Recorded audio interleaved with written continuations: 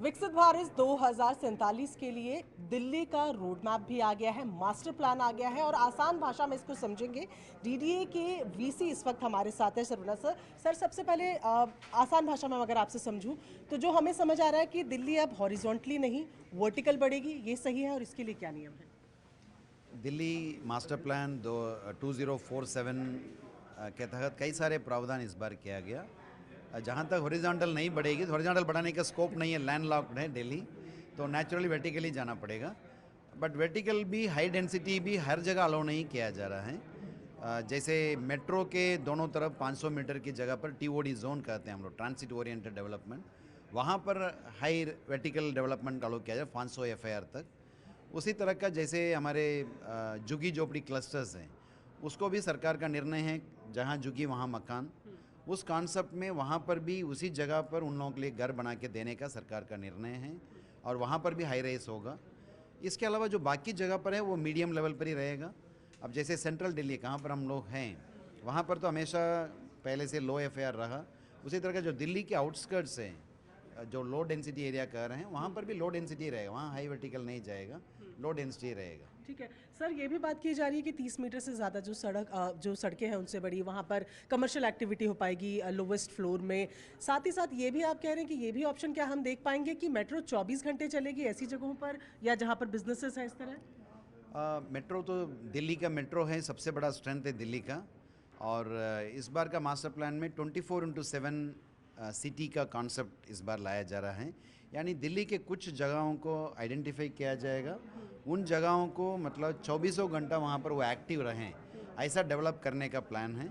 ऐसी जगहों पर मेट्रो का सुविधा भी होगी 24/7, ऐसी जगहों पर बस की सुविधा भी होगी, वहाँ पर दुकानें रेस्टोरेंट सब मतलब 24/7 खुला रह सकते हैं। ऐसा प्रावधान इस बार मास्टर प्लान में लाया गया। अब सर 40 लाख घरों की बात भी आप लोगों ने की, 40 लाख फ्लैट्स की बात की। एक और पॉइंट जो सुना वो पार्किंग से रिलेटेड था। क्या आने वाले समय में ताकि लोग जो पब्लिक ट्रांसपोर्ट है उसका इस्तेमाल ज़्यादा करें, इस तरीके का भी कोई प्रावधान होगा? यस, जैसे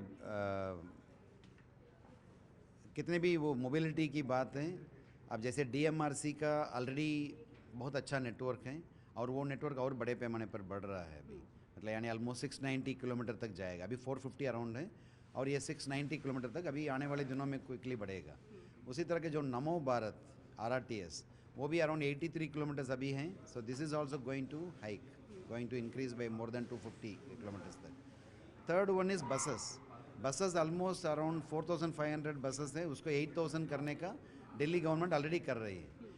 इन addition to all these things EV vehicles को प्रमोट करने का भी काम हो रहा है। जैसे इस मास्टर प्लान में EV charging facilities private land पर भी अलाउ करने का क्लियर प्रोविजन इस बार हम लोगों ने रखा है। प्लस कितने भी पार्किंग फैसिलिटीज़ होगी उसका 20% एरिया है वो ईवी चार्जिंग फैसिलिटीज़ के लिए ईयरमार्क्ड रहेगा, ऐसा प्रोविजन रखा गया। Now when it comes to parking के लिए इस बार का निर्णय है यूनिफाइड पार्किंग रेगुलेटरी फ्रेमवर्क इस बार रहेगा। यानी अलग अलग एजेंसी से अपना पार्किंग का काम करें, जैसे NDMC हैं, MCD है, या कभी कभार DDA भी करते हैं, स्टेट गवर्नमेंट के और अन्य एजेंसीज भी करते हैं। ये सब यूनिफाइड रेगुलेशन हो, इसका निर्णय इस बार के मास्टर प्लान में किया गया। उसके तहत जगह जगह मल्टी लेवल कार पार्किंग की जहाँ ज़रूरत है वहाँ पर मल्टी लेवल कार पार्किंग होगी और बाकी सरफेस पार्किंग की भी व्यवस्था ज़्यादा से ज़्यादा किया जाए। सर दिल्ली की बात होती है और यमुना की बात ना हो ऐसा नामुमकिन है, तो यमुना फ्लड प्लेन को लेकर या उन इलाकों को लेकर कोई चेंजेस हैं या जो एग्जिस्टिंग रूल्स है वही रहेंगे? एग्जिस्टिंग रूल्स वही हैं, सिर्फ नया कंस्ट्रक्शन यमुना जोन में अलो नहीं किया जाएगा। प्लस जो यमुना में कुछ भी इंक्रोचमेंट है वो टॉलरेट नहीं किया जाएगा, इंक्रोचमेंट सब हटाया जाएगा।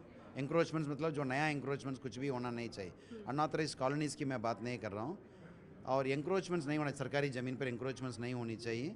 और वहाँ पर जैसे अभी DDA ने कमिट किया है 1700 एकड़ में वहाँ पर हम लोग पार्क्स डेवलप करेंगे। ऑलरेडी अशीता बांसेरा जैसे बहुत अच्छा पार्क डेवलप हो गया और ऐसे पार्क्स और भी ज़्यादा डेवलप होगा। साइकिल ट्रैक भी वहाँ पर 52 किलोमीटर्स का साइकिल ट्रैक यमुना के किनारे डेवलप होगा। In addition to that around 150 kilometre, यानी टोटल मिला के अराउंड 200 किलोमीटर्स का साइकिल ट्रैक है यमुना नदी और अन्य वाटर बॉडीज़ के किनारे में होगा। आखिरी सवाल सर, पेपर जब हम देख रहे थे इस पूरे मास्टर प्लान का, एयर टैक्सी भी हम लोगों ने उसमें पढ़ा, तो क्या हम इस बारे में भी सोच रहे हैं? Modern modes of transport model mode से, बट उसमें कोई स्पेसिफिक नहीं है, मतलब सब तरह का ट्रांसपोर्ट को प्रमोट भारत करने का सरकार भी इस मास्टर दिशा प्लान में काम करेगा। कर ही रही है। यस यस, प्रमोट करने का काम किया जाए। Thank you. तो ये थे हमारे साथ डीडीए वीसी, जो साफ तौर पर आसान शब्दों में जिन्होंने आपको समझाया कि जैसी दिल्ली में ज़मीन है उस हिसाब से अब वर्टिकल जो कंस्ट्रक्शंस है वो होंगे और पार्किंग के स्पेस को लेकर अब लोगों को दिक्कत हो सकती है।